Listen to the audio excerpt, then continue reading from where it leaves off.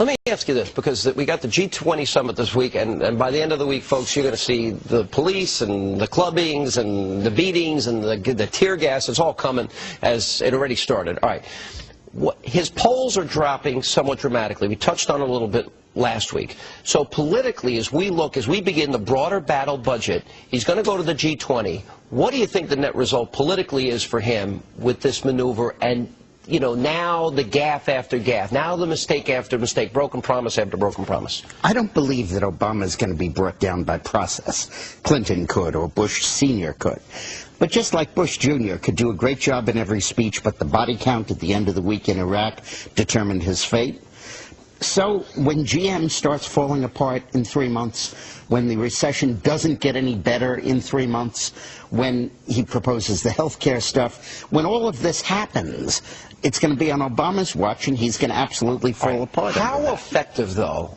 Because I have never in my life gotten so many emails, so much reaction, people telling me when we announced Friday that we were going to Atlanta on April 15th, they are excited, they want to be participants, they want to stop this. Now we're beginning the $4 trillion budget debate. Can the American people stop this monstrosity? Do they have the power to scare the living daylights out of these guys in Washington? Oh, they do. The Achilles heel of the Democratic Party is that all of these guys and women who they depend on as the swing votes for domination ran as conservatives. They ran as moderates. And in fact, the American people need to understand it doesn't matter who your congressman is, it matters what his party is now. Because everybody's going to vote the way Harry Reid and Nancy Pelosi tell them to, even if they campaign as moderates. Dick, did you ever think in our lifetime we'd be getting lectures from the communist Chinese on capitalism, that Nicolas Sarkozy and other leaders of France, that we'd be getting lectures? Be criticizing us for spending so much. Criticizing America and warning America, interestingly, not to go down the path to socialism. But there is a big thing that's going to happen in London at this G20, and then they're hiding it, they're camouflaging it, they're not talking about it. Coordination of international regulation. What they are going to do is to put our Fed and our SEC under the control, in effect, of the IMF. Oh, come on. They're you going believe to take, they'll do this? That's what was in the draft agenda. They call it coordination of regulation.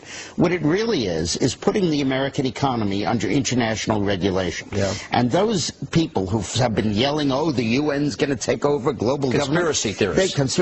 They've been crazy, but now they're right. Yeah, well, when Geithner said he would be open to the idea of a global currency last week, those conspiracy people had said and suggested that for years. Right. You're not wrong. You're not wrong. And you know, it's what they always do at these conferences is they have the center show is here, and the side show they don't want you to pay attention to. Right. The center show is the size of the stimulus packages. Yeah. The real show is international regulation of the financial institutions, which is going to happen under the IMF control. And remember, the IMF is run by Europeans, the World Bank by Americans. DickMorris.com. Thanks, Dick. Appreciate it. And coming up, new allegations continue. That's not my name. Well, that's your website. New allegations continue to play.